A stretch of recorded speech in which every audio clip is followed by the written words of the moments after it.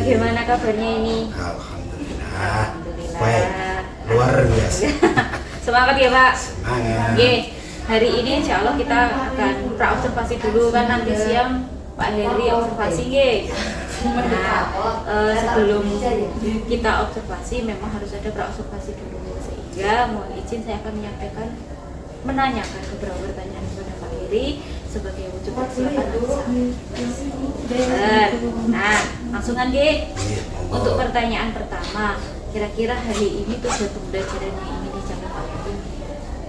Tujuan pembelajaran hari ini yang akan saya capai itu adalah siswa dapat memahami jenis-jenis mulsa, mengetahui manfaat dari mulsa, mengetahui cara pemasangan mulsa, dan dapat melakukan atau melaksanakan proses pemasangan mulsa. Berarti mulai dari teori sampai praktek nanti ya. Oke, nah selanjutnya untuk pertanyaan kedua Pak, area pengembangan yang ingin dikembangkan untuk kegiatan hari ini apa? Pengembangan Pembelajaran untuk yang kedua, untuk pengembangannya kira-kira yang ingin dicapai untuk pada kesempatan kali ini. Jadi yang akan dicapai yaitu adalah implementasi dari mindfulness, implementasi dari pembelajaran yang berdiferensiasi dan implementasi dari KSE. Di kompetensi sosial emosional. Ya. Oke. Nah, untuk mindfulness nanti menggunakan video motivasi atau menggunakan pemutaran musik? Saya melakukan pemutaran musik untuk mindfulness kali ini. Nanti ada 3 ya tadi ya? Ya. Implementasi mindfulness, KSE, dan juga belajar. Nah, untuk pertanyaan terakhir nih, strategi yang ingin disiapkan untuk bisa mencapai ketiga-tiganya itu? Yang tadi adalah pemutaran musik. Itu tujuannya adalah untuk memberikan rasa rileks kepada anak-anak, juga menumbuhkan motivasi, memunculkan mindfulness anak-anak untuk menerima proses pembelajaran, terus melakukan ice breaking nantinya jika kondisi anak-anak memang kurang mood atau bad mood, bisa kita berikan ice breaking agar bisa dikonsentrasi kembali, terus menciptakan suasana kelas yang nyaman, menyenangkan, proses pembelajaran yang istilahnya tidak terlalu membosankan, dan yang terakhir itu ya memberikan keberagaman bentuk dari sajian materi khususnya pemasangan mulsa kepada anak-anak sesuai dengan model atau gaya belajar dari anak-anak itu sendiri. Nanti modelnya ada berapa Pak?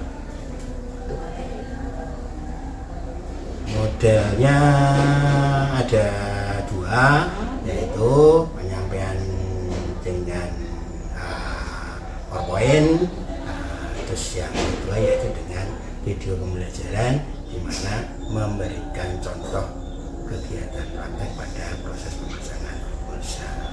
2 ya berarti ya, nanti ada yang video, ada yang PowerPoint untuk yang visual, ngerti nggih? Iya, betul. Oke, Pak Heri sepertinya persiapannya sudah lengkap, sudah matang, sudah siap untuk pelaksanaan observasi. Saya ucapkan selamat berjuang. Semoga observasi kali ini berjalan dengan lancar. Nanti setelah observasi nanti kita bisa bertemu lagi untuk observasi. Oke. Terima kasih Pak Heri, selamat melaksanakan. warahmatullahi wabarakatuh. Waalaikumsalam warahmatullahi wabarakatuh. Oke, pada kesempatan ini saya akan menyampaikan materi berkaitan dengan pemasangan mulsa. Kemarin kalian sudah kita mulai dengan persiapan lahan. Salah satu bentuknya adalah pembuatan bedengan. Lalu kita akan melakukan atau mempelajari teknis pemasangan mulsa. Oke, sebelumnya karena kondisi kalian kurang begitu fokus, saya minta kalian untuk bisa lebih rileks, yang nantinya lebih fokus, bisa memperhatikan. Sudah grup Kevin sudah? Oke, tolong diperhatikan. Jadi setelah ini nanti kalian bisa mendengarkan alunan musik untuk bisa lebih menenangkan diri kalian, bisa lebih fresh. Oke, kita mulai dulu.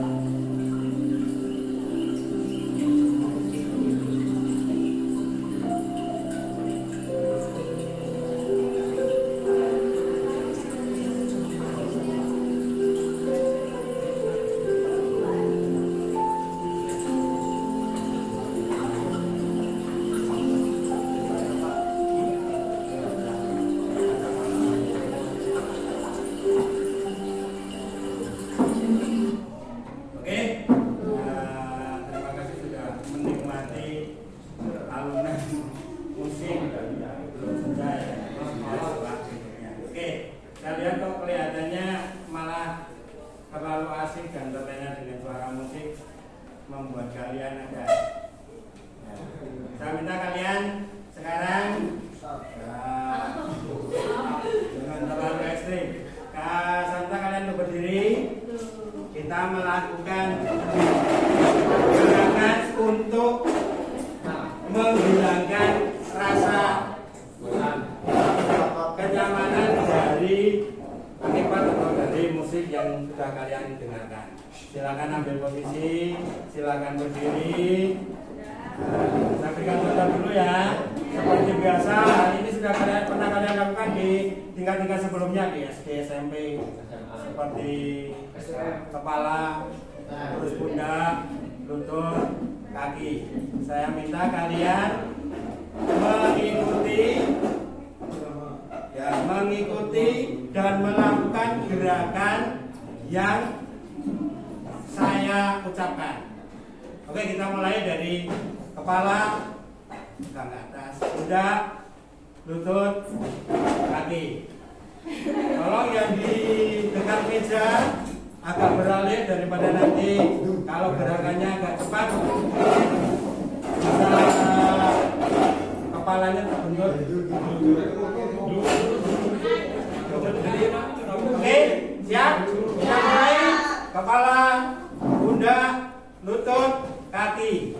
Lutut, kepala, pundak, lutut, kaki. Kaki, kepala, pundak, kaki. Kepala, lutut, kepala, pundak. Cukup. Kita beri aplaus untuk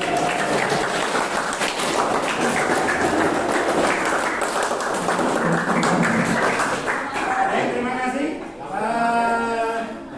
Saya minta kalian pergunakan gadget kalian atau HP kalian dan selama ini kalian gunakan untuk apa? Permainan ya, ada yang game, ada yang TikTok dan sebagainya. Saya minta saat ini, kali ini kalian gunakan HP kalian untuk mempelajari materi yang akan kita pelajari secara bersama-sama dari materi atau kegiatan yang kemarin, yaitu persiapan tahan. Sekarang kita akan beralih pada kegiatan pemasangan mulsa. Silakan kalian gunakan video HP kalian, bisa kalian scan barcode ini.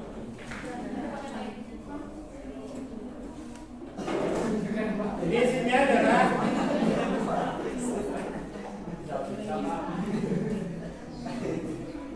bisa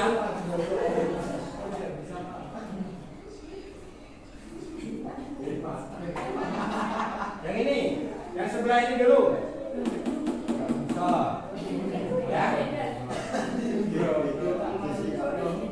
Kelihatannya sama, tidak dipakai. Tidak bisa di scan.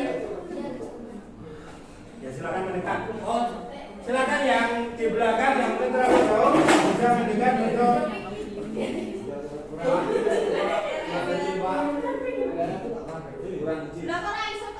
Silakan mendekat. Ayo, Bu.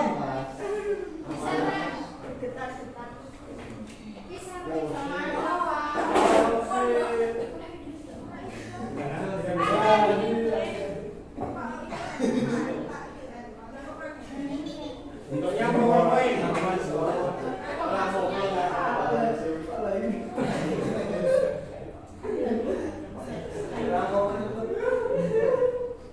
Oke. Hasilnya seperti ini. Di situ ada keterangan. Perhatikan. Di situ ada keterangan memahami mulsa sebagai atau peran kita dalam dunia pertanian, khususnya budidaya tanaman.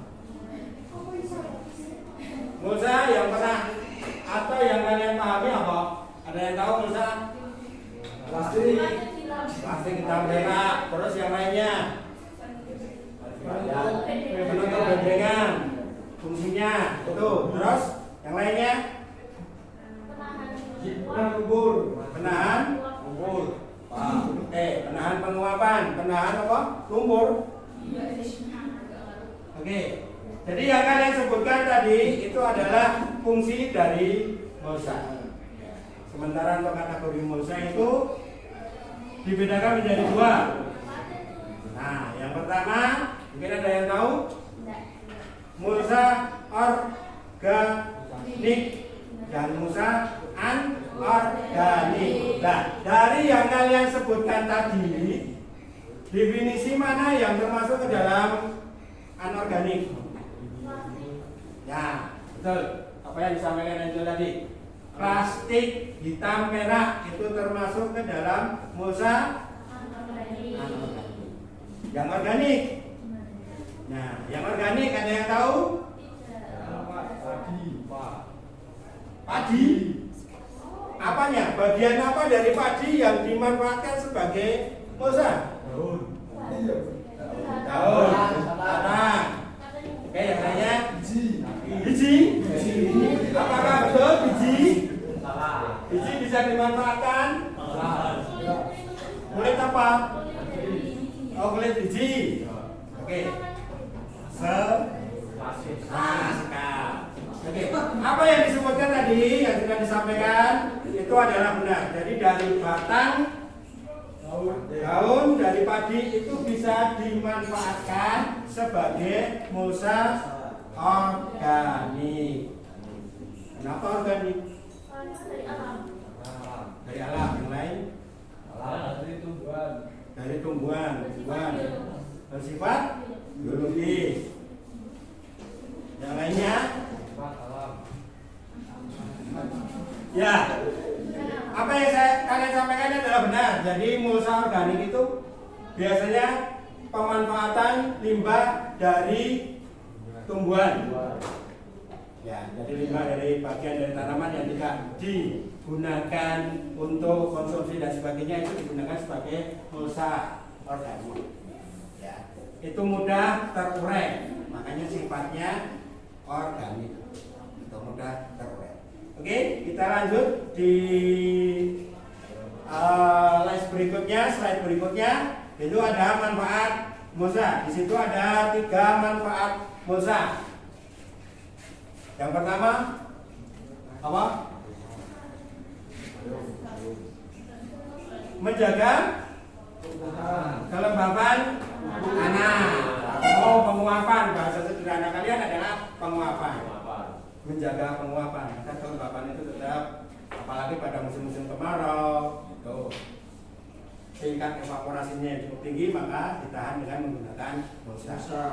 Terus yang kedua, menekan pertumbuhan gulma.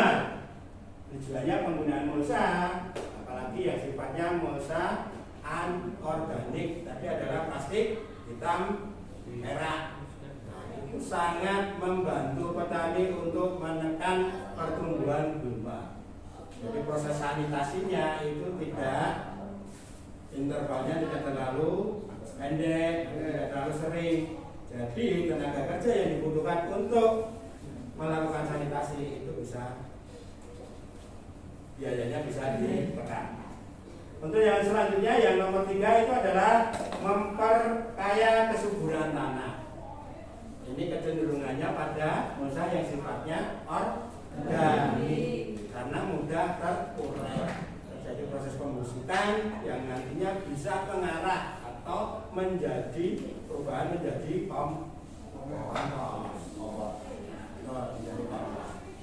Itulah salah satu bentuk memperkaya kesuburan tanah. Nah, di slide berikutnya itu ada mulsa organik, ada mulsa anorganik, dan mulsa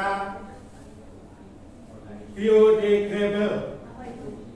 Nah, ini yang akan saya sampaikan. Kalau mulsa organik tadi sudah, anorganik sudah, yang belum adalah biodegradable.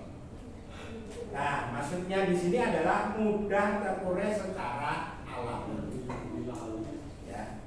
Memperbaiki struktur tanah.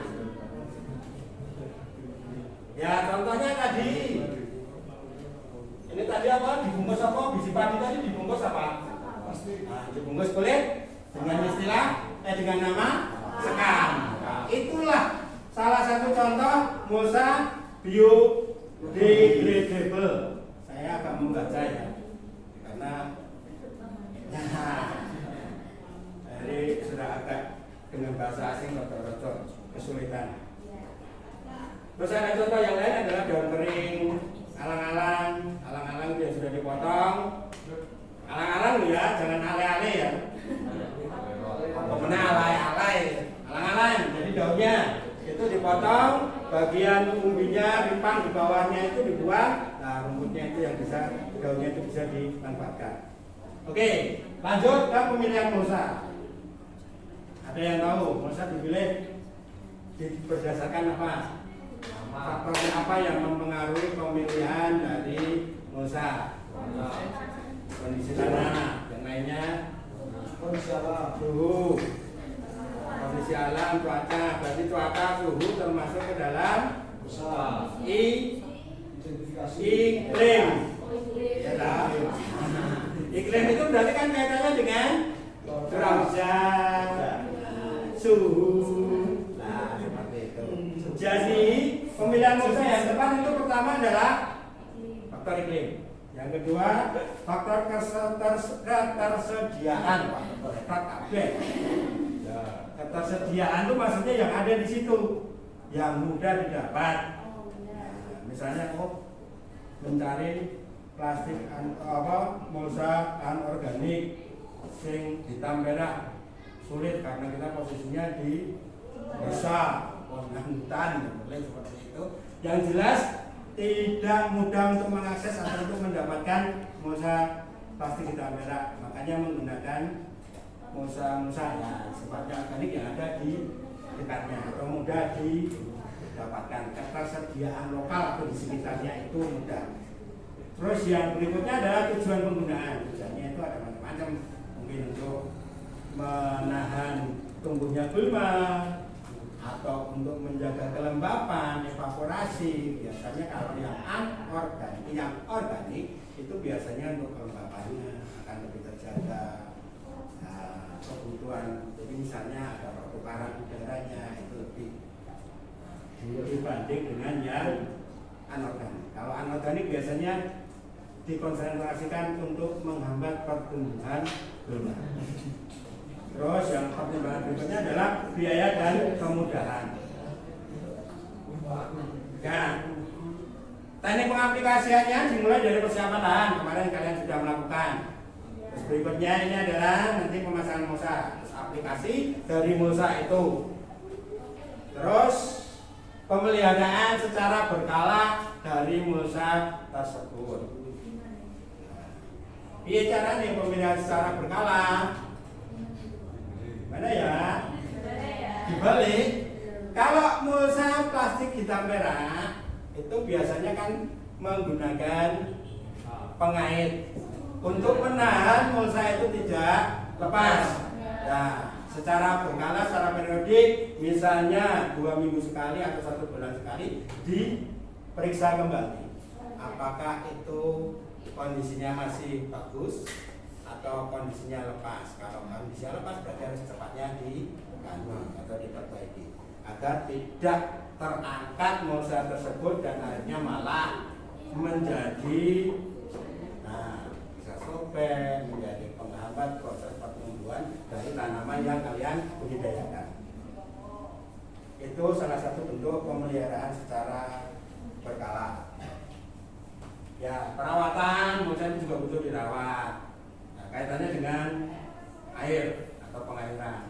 Jadi pengairan itu kalau terlalu biasanya tanam lahan yang di mulsa itu menggunakan teknik pengairannya adalah genangan.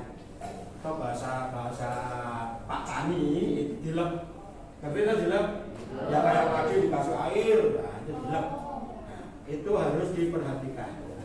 Ada titik tertentu harus dibuang air tersebut. Tujuannya pertama, mulsa tidak menjadikan permasalahan untuk tanaman karena dia terlalu menjaga kelembapan.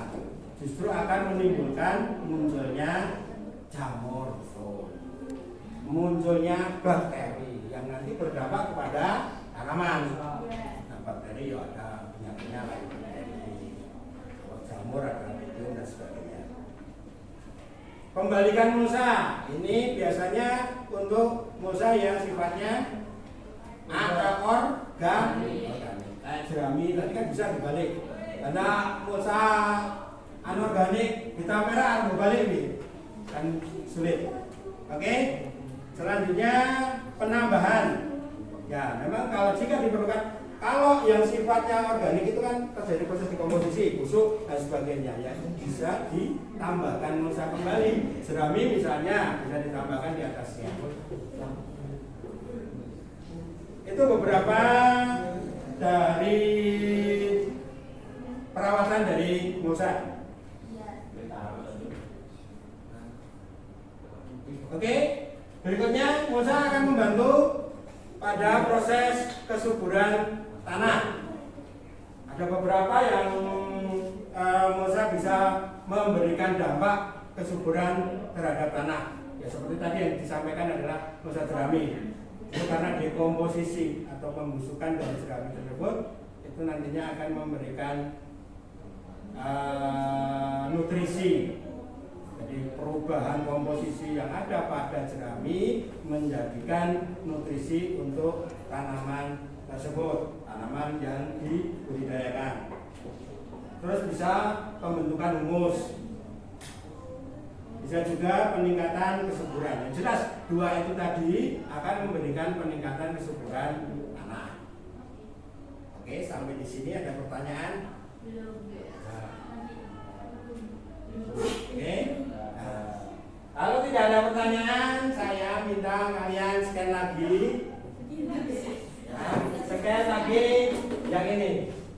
Ini adalah video dari pemasangan Musa, khususnya Musa anorganik, Musa plastik hitam merah. Sekali lagi yang tidak kelihatan dari belakang bisa ke depan untuk scan.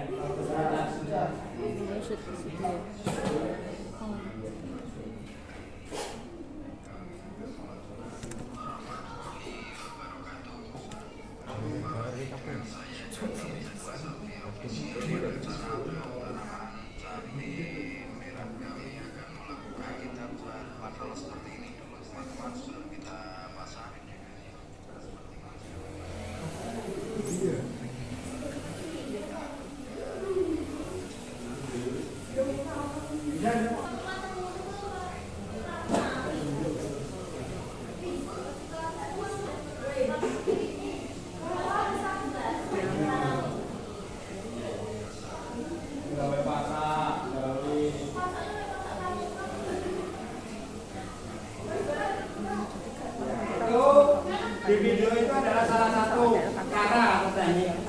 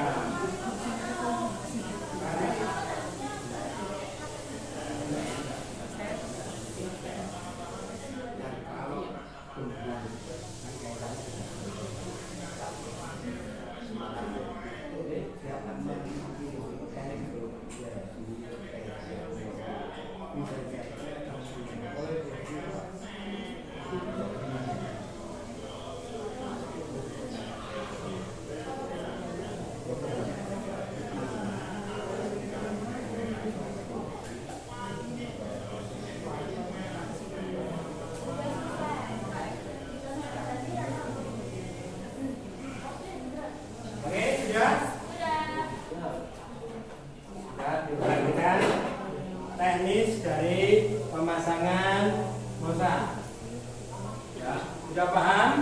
Sudah. Ada pertanyaan berkaitan dengan pemasangan Musa? Jadi apa atau bahan yang harus kalian persiapkan? Alat yang harus kalian sediakan.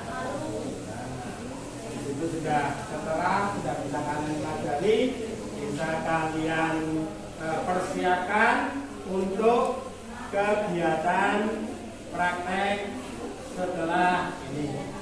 Jadi setelah ini kita akan melakukan kegiatan praktek pemasangan Musa. Sekali lagi, ada pertanyaan tidak berkaitan dengan pemasangan Musa? Oke, belum ada ya? Belum ada pertanyaan? Berarti sudah paham? Oke.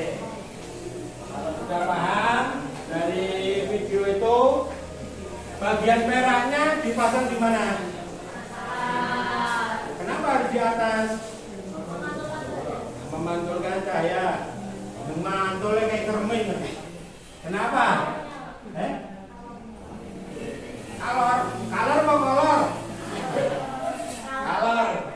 Oke, jadi di situ peraknya, bagian perak itu diposisikan di atas. Sementara bagian yang hitam itu ada di bawah. Tujuannya itu apa? Tujuannya bila terkena sinar matahari, warna merah itu akan memantulkan sinar atau membalikkan. Nah, biasanya itu akan mengakibatkan hama yang berada di ketiak daun, di bawah daun. Biasanya nak gendera kena panas kan namanya dia akan berlindung di bawah daun atau di ketiak daun di bagian bawahnya. Nah, dengan bantuan itu tadi yang warna peraknya itu bisa memantulkan sehingga membuat ketidaknyamanan dari hama tersebut. Ada tujuannya itu. Terus kalau yang hitam kenapa ada di bagian bawah? Orang di Nah, biasanya kalau warna hitam, ya warna hitam itu kan mesti nyerap panas. Kalau kamu pakai baju hitam mesti di sinar matahari kan terasa lebih panas.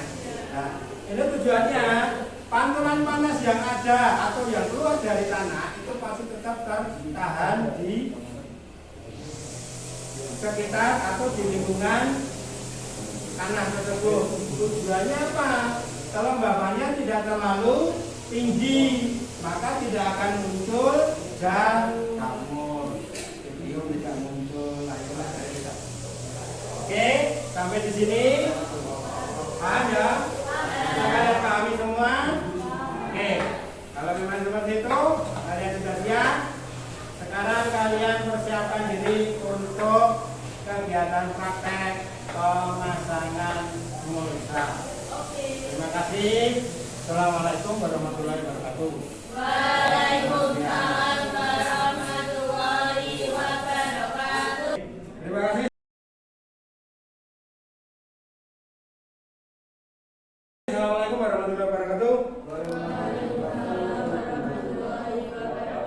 Ya, kembali lagi ke kelas ya setelah kalian berpanas-panas ya ke lahan untuk pemasangan Musa. Yang panen mau siapa mau yang panen di tanaman sebelahnya. Oke.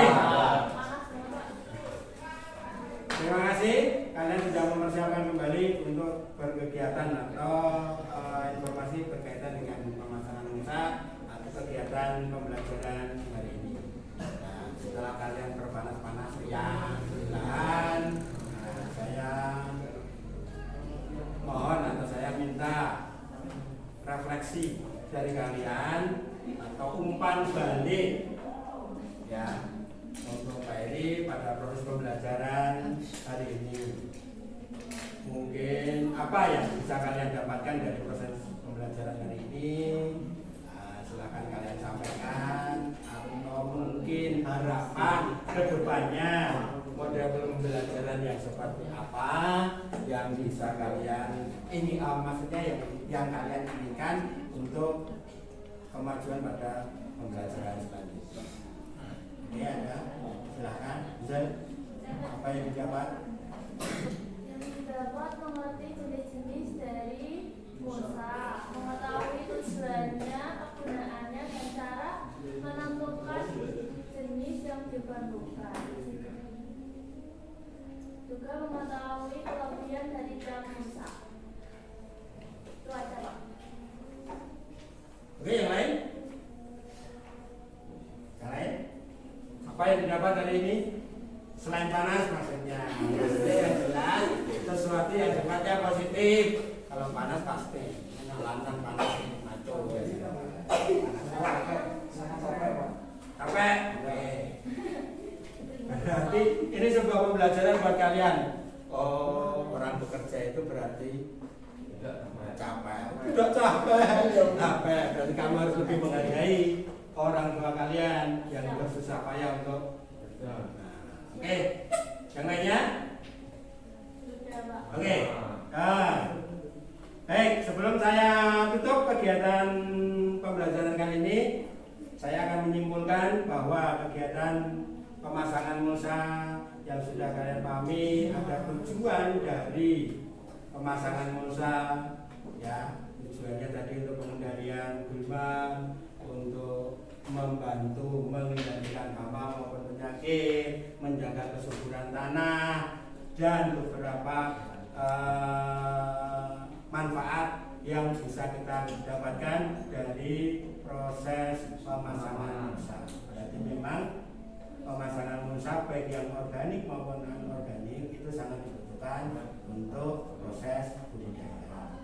Kesimpulan hari ini, terima kasih atas bantuan pada proses pembelajaran kali ini. Saya akhiri. Wassalamualaikum warahmatullahi wabarakatuh.